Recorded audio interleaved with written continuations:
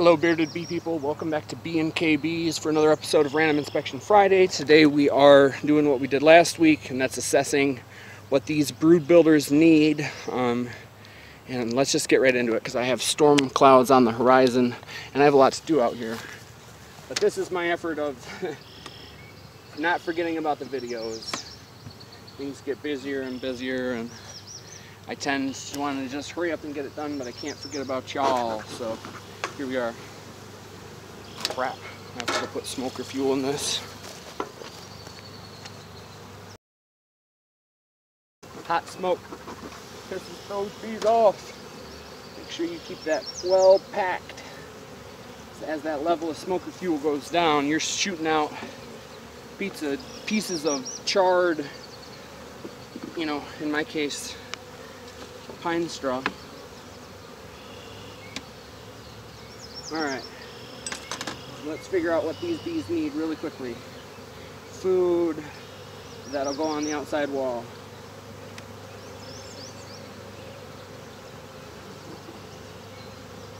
Food with brood in the middle. Food, not so much food, but brood in the middle there.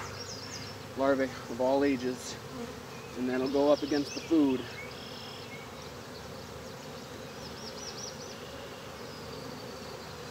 Some capped brood.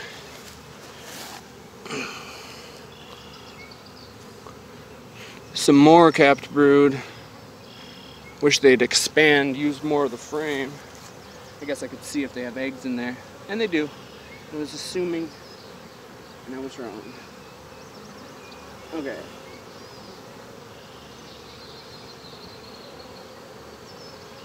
That's a beautiful frame of brood. That is a beautiful frame of brood.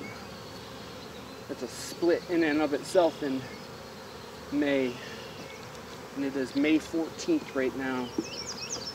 I'm not going to take anything from these yet. It'll be a little while before I start grabbing brood, but that's what these hives are for. Building up frames like that. And that is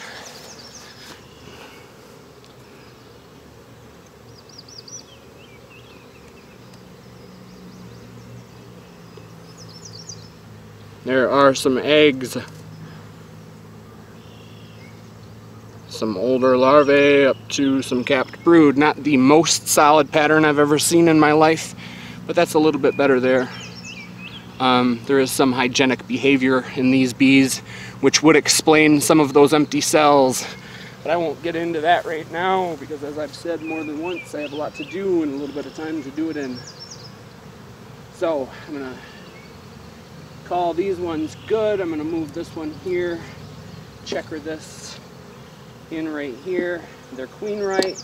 They will need either another box or brood frames pulled very soon, and that's all that I care about at this point.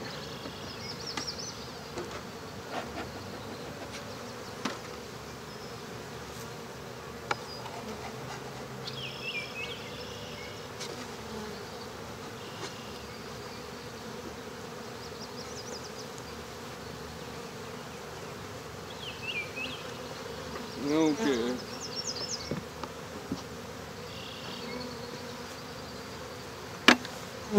I will first of all put it on the on-hive marker, and then after I'm done with this yard, if it's not raining too hard, I'm going to enter it into hive log.